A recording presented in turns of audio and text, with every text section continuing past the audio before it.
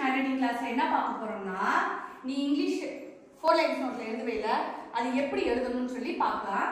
இப்போ 4 லைன்ஸ் நோட்ல எத்தனை கோடு இருக்கும்? 4 கோடு இருக்கும். எங்க 1 2 3 4 4 லைன்ஸ் இருக்காயா? இப்போ இதுல வந்து நான் ஸ்மால் லெட்டர் எழுதிருக்கேன். இன்னைக்கு ஸ்மால் லெட்டர் வந்து நம்ம 4 டைப்பா எழுதுவோம். எப்படி அப்படின்னு பார்த்தோம்னா இப்போ 1 2 3 4 கோடு இருக்கா? இந்த 2 கோட்டுக்குள்ள எழுதுற எழுத்துக்கள் இது. சரியா? A C E I M N O R S U V W X Z இது எல்லாமே இந்த 2 கோட்டுக்குள்ள எழுதுறது.